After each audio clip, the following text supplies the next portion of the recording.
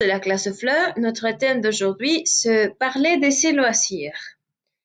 L'objectif communicatif de cette classe serait de parler des loisirs et on a vu les connecteurs pour exprimer les voûtes ou la cause. Bien. Vous connaissez quelques cours qu'on peut prendre pour se relaxer? Voilà quelques suggestions. Cours de chant, cours de yoga, atelier de rire et cours de relaxation. Pensez-vous que ces cours sont traditionnels ou sont normaux? Pour quelles raisons ils prennent ce type de cours? On peut avoir de différentes raisons, par exemple pour être en forme, pour les plaisirs, pour s'amuser, pour rencontrer des gens, pour se reposer.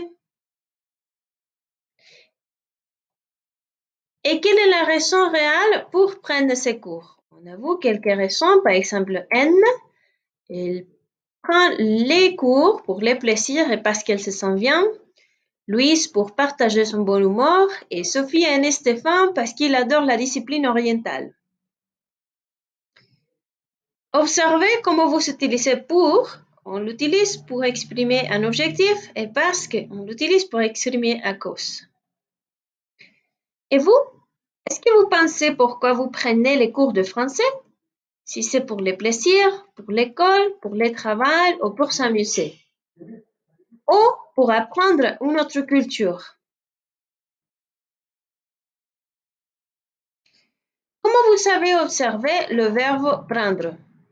Le verbe prendre, ça signifie tomar et on va le conjuguer comme ça. Je prends, tu prends, il prend, nous prenons, vous prenez, ils prennent. La même famille, apprendre et comprendre, c'est conjugué de la même manière. Voilà. Dans cette occasion, dans la deuxième partie de la classe, on apprend quelques vocabulaires de loisirs, c'est-à-dire les activités de temps libre. On a vu un blog, c'est le blog de Mimi, elle est une blogueuse. Et vous allez découvrir quels sont les vocabulaires. Par exemple, vous savez ici, elle aime la photo, jouer au tennis, faire de la peinture, faire de la danse, faire de la natation, jouer au basket et faire du bricolage. Vous savez, par exemple, faire de la peinture, faire de la natation, faire des excursions, jouer du piano, prendre photos ou faire de la danse. Les autres compléments, faire du sort, faire du bricolage et jouer aux échecs. Ce sont les choses qu'elle déteste, elle faire du bricolage ou elle déteste jouer aux échecs. Voilà. Il faut prendre en compte que le verbe faire, il est suivi de de. Hay que tomar en cuenta que el verbo faire, cuando lo utilizamos con una actividad, utilizamos la preposición de.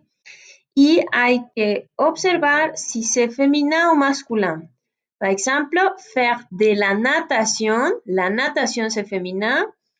Faire du soccer, le soccer c'est masculin.